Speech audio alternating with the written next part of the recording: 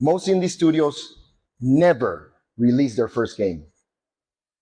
And those that do, for the most part, never get to release a second one. They're trapped in this cycle of thinking that the game is too small. They compare it to others, and they think that they're not giving enough value to the players. They also have this immense scope that just keeps growing with every playtest, with every idea. It just goes and grows and grows, and they never know when they're going to finish. And they don't have time to organize all of this because they don't have plannings or meetings. After all, part of being an indie developer is trying to get away of all that corporate stuff, right?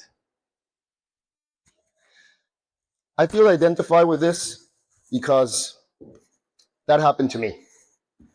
After 10 years working in software and game development, I opened a studio with a friend. We made our first demo, and it was great. We got 75,000 downloads. We got a publisher. We even got nominated as Best Game Latin America at Gamescom Latam 2025.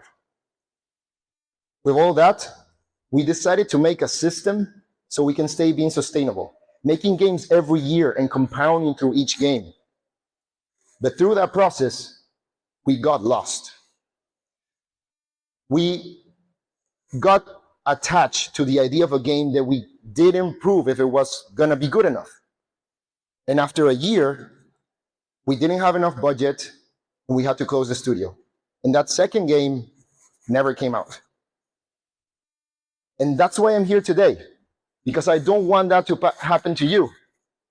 I want everyone to be able to make games for their life as long as they want, being sustainable. And that's what I'm going to try to show you. Now, the first thing that we need to understand is the reality of the industry. 20,000 games are released every year. And for most of them, they make very little money regardless of their quality. It's not a matter of that they fail, but the tragedy is that they never get to have a second chance. And most of this happens because people think of their first game as the game instead of having a system. Because of this, they have poor production, and they don't have a plan from the beginning all the way to release that can raise the possibilities of them being successful. Because of this, they end up having projects that should be shorter, way longer in time. The return on investment ends up being way shorter because they spend too much time in budget, and then they end up burning out and losing all their resources. This, unfortunately, is what most indie studios do. And from those, just a little tiny bit get to be lucky enough to succeed. However, there are some studios and some people that are breaking that mold. They are successful with another kind of mindset. I've been studying some of those studios and some of those people. For example, we have Adam Saltzman. He made 13 games in 2025 alone. We have studios like Strange Scaffold that makes a game every 6 months, and every game is better than the one before. We have studios like Sock Pop that has a subscription model where people pay $3 a month and they get access to all their games. And they make games so quick as of every 2 weeks. All of these studios have a different way, a different style, but the same mindset: shipping often. This way, they learn faster, they grow an audience, they compound with each one of their games, and that way they have less financial risk.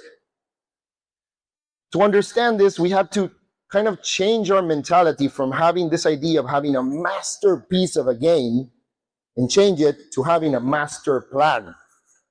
Instead of focusing on giving all your resources in one game and then not having enough time to recover if it doesn't work, you can have multiple smaller games that each one compounds, where you're more financially free, and each one gives you feedback for the next one so you can make them better.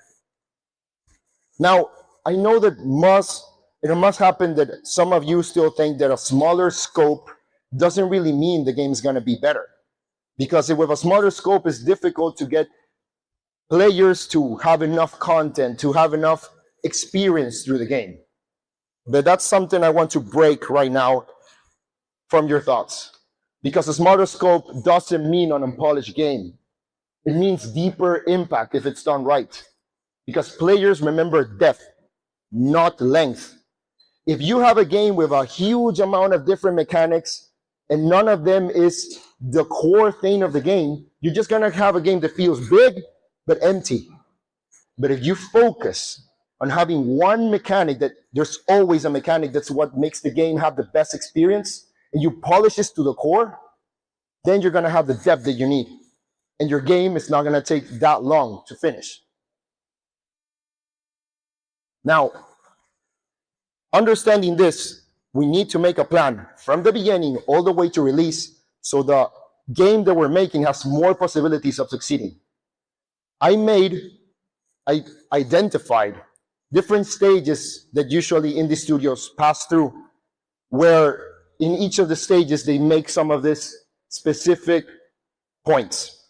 Now, if you're working on a game right now and you feel like you skip one of the stages, don't try to go backwards. Focus on the stage you're in and go and continue all the way to release. That's always going to be better. So, the first one would be the idea and the core vision. Here's where you're going to brainstorm everything you want for that game. It doesn't matter how big it is at the beginning. You're just going to brainstorm and have all your ideas. And once you have all of that, you're going to look for that core idea that you can communicate to the player. And once you have that, that's what you're going to work on. Cutting everything else out, at least at the beginning. That way, you're going to have the habit from the start of not letting your game get hyper complex through time. Once you have that idea, it's time for prototyping. A quick and dirty prototype. No fancy art, no fancy code. I know a lot of people think that they need the fancy art to even show the experience they want to show to the players, but you can always use placeholders that look good enough, even if they're copyrighted. You're just going to use this to show your experience and understand if the players like the mechanics and the experience itself. It's not going to be marketed yet. Then it's time to go to the validation and commitment.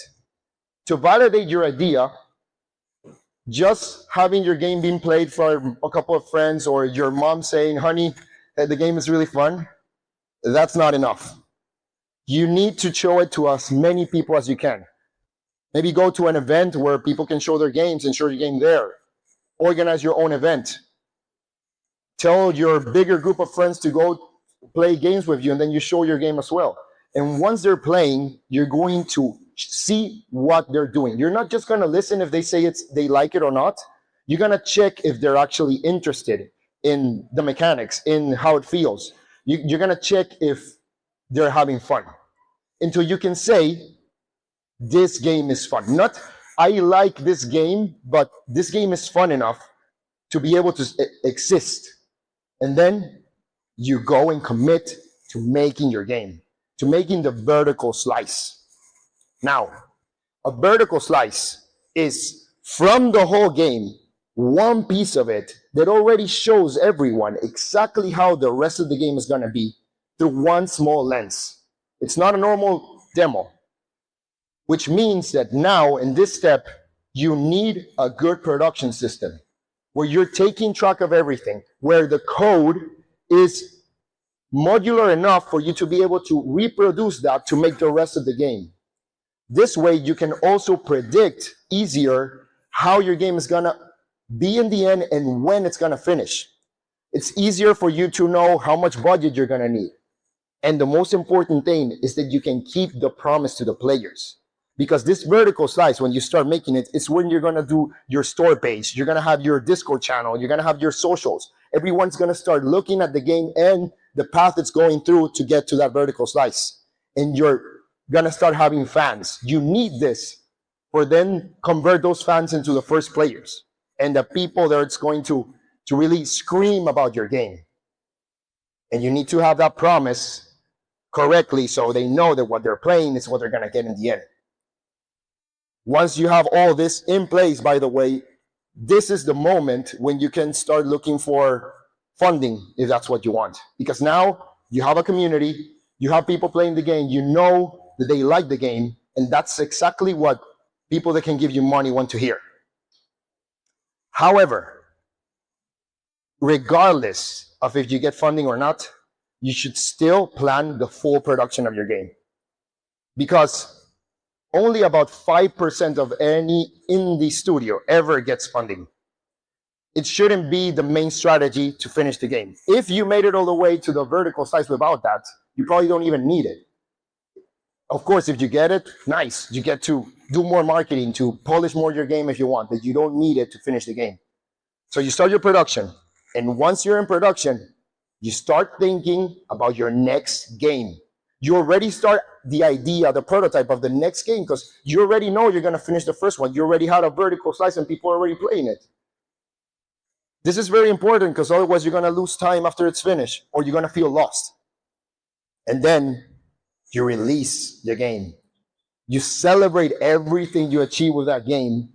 You take note of everything you learn, and then you start working on the next one. Because this is just the start of your master plan for being sustainable.